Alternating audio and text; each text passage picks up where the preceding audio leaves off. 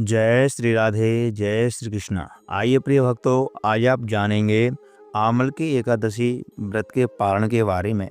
जिन भक्तों ने आमल की एकादशी व्रत को धारण किया है, जिन्होंने एकादशी व्रत को धारण किया है, तो उन्हें एकादशी का पारण कैसे करना है, पारण करने की क्या विधि रहेगी, पारण करने का शुभ मुहूर्त क्या रहेगा और द्वादशी तिथि कब समाप्त हो रही है, तो ये सब जानकारी इस वीडियो के माध्यम से हम आपको देने वाले हैं। प्रिय भक्तजनों, आमल का एकादशी का व्रत फाल्गुन मास के शुक्ल पक्ष की पड़ने वाली एकादशी को रखा जाता है। इसे रंग भरी एकादशी के नाम से जाना जाता है। इसे कुंजा एकादशी के नाम से भी जाना जाता है। इस दिन भगवान विष्णु का सच्ची श्रद्धा और निष्ठा के साथ व्रत धारण किया जाता है। इस दिन एकादशी मैया की पूजा की जाती है और इस दिन विशेष रूप से आंवला के वृक्ष की पूजा करनी चाहिए। अगर आपके आसपास कहीं आंवले का वृक्ष नहीं है तो आप घर पर ही आंवला रख कर के भगवान विष्णु की एवं आंवले के वृक्ष के रूप में पूजा कर सकते हैं। हिंदू धर्म में हर मास के कृष्ण पक्ष और शुक्ल पक्ष में एक एक एकादशी आती है और हर एक एकादशी का अपना एक अलग महत्व होता है। ऐसे ही फाल्गुन मास के शुक्ल पक्ष की एकादशी को आमल की एकादशी कहा जाता है। इसके अलावा ऐसे आमला एकादशी भी कहा जाता है। इसी दिन भगवान विष्णु की विधिवत पूजा करने के साथ साथ आंवले के पेड़ की भी पूजा करना शुभ माना जाता है। ये भक्तजनों, फाल्गुन माह के शुक्ल पक्ष की आमल की एकादशी तिथि प्रारंभ हुई 9 मार्च को रात 7:44 पर और एकादशी तिथि समाप्त हुई 10 मार्च को सुबह 7:43 पर।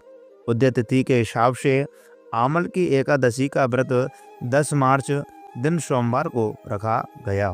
तो आइए प्रिय भक्तजनों, अब आप जानेंगे आमल की एकादशी व्रत के पारण के बारे में। जिन भक्तों ने आमल की एकादशी का व्रत धारण किया है तो उन्हें किस प्रकार इस व्रत का पारण करना है और किस प्रकार विष्णु भगवान एवं आंवला के वृक्ष की पूजा करनी है, तो ये सब जानकारी इस वीडियो के माध्यम से हम आपको देंगे। प्रिय भक्तजनों, पंचांग के अनुसार आमल की एकादशी व्रत का पारण 11 मार्च दिन मंगलवार को किया जाएगा। व्रत पारण करने का शुभ मुहूर्त सुबह 6 बजे से लेकर के 8:13 तक रहेगा। इस समय के अंतर आप एकादशी व्रत का पारण कर सकते हैं। 8:13 के बाद द्वादशी तिथि समाप्त हो जाएगी और त्रयोदशी तिथि प्रारंभ हो जाएगी। तो प्रिय भक्तजनों, आपको 8 बजे से पहले ही इस एकादशी व्रत का पारण कर लेना है। तो प्रिय मित्रों, द्वादशी तिथि समाप्त होने से पहले व्रत का पारण अवश्य कर लें और हरिवासर का भी विशेष रूप से ध्यान रखना चाहिए। तो प्रिय मित्रों, द्वादशी तिथि प्रारंभ होने के बाद 5 घंटे का जो समय रहता है वह हरिवासर कहलाता है। तो हरिवासर समाप्त होने के बाद ही हमको एकादशी व्रत का पारण करना चाहिए। तो आइए प्रिय मित्रों, अब आप जानेंगे पूजन विधि के बारे में। तो इस दिन आपको आंवले के वृक्ष की पूरी श्रद्धा और निष्ठा के साथ पूजा अर्चना करनी है। तो जो भी भक्त एकादशी का व्रत धारण कर रहे हैं तो उनको लक्ष्मी नारायण भगवान और आमल की एकादशी की पूजा अवश्य करनी चाहिए।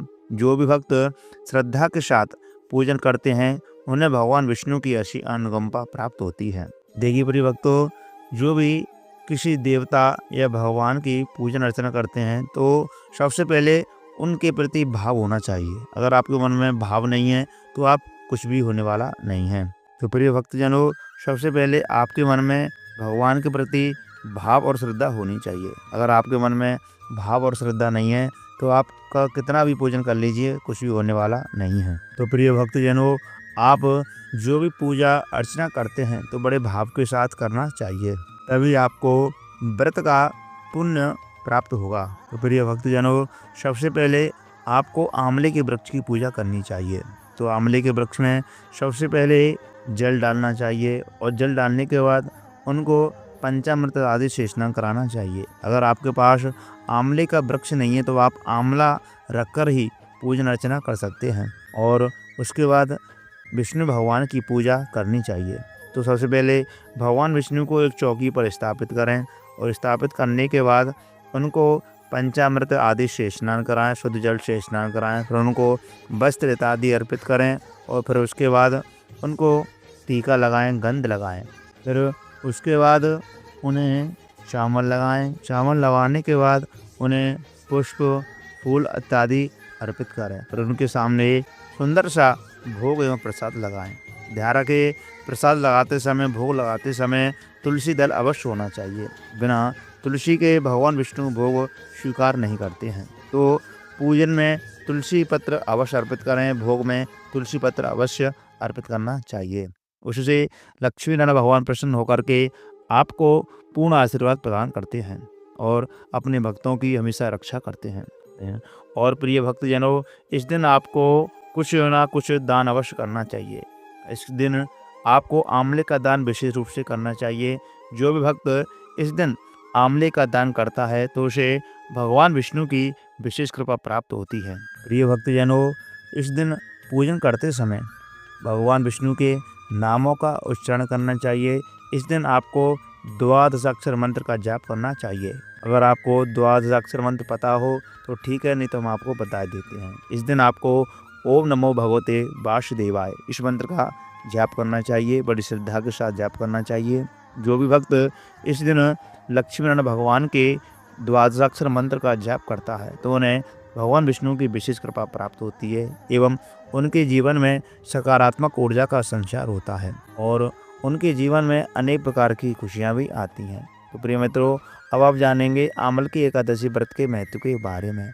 आमल की एकादशी के दिन भगवान विष्णु की पूजा करने से कई तीर्थों के दर्शन करने के बराबर पुण्य फल की प्राप्ति होती है। इस दिन विष्णु जी की पूजा करने से मोक्ष की प्राप्ति होती है। इसके अलावा इस दिन आंवला की पूजा करना शुभ माना जाता है। मान्यता है कि आंवले के पेड़ में विष्णु जी का ही वास होता है, इसलिए इस दिन इनकी पूजा करने से जातक को हर तरह के दुख, दर्द और पापों से मुक्ति प्राप्त होती है, मुक्ति मिलती है एवं विष्णु भगवान के विशेष आशीर्वाद की भी प्राप्ति होती है। तो प्रिय भक्तजनों, ये रही इस वीडियो की संपूर्ण जानकारी। तो मैं आशा करता हूँ यह जानकारी आपको बहुत अच्छी लगी होगी। तो कृपा करके इस वीडियो को लाइक अवश्य करें, शेयर करें और चैनल को सब्सक्राइब करना बिल्कुल भी ना भूलें। कमेंट बॉक्स में हरि ओम अवश्य लिखें। अगर आपको यह जानकारी अच्छी ज़्यादा लगी हो तो कमेंट बॉक्स में द्वादशाक्षर मंत्र लिख करके आप हमें कमेंट भेज सकते हैं। तो जय श्री राधे, जय श्री कृष्ण।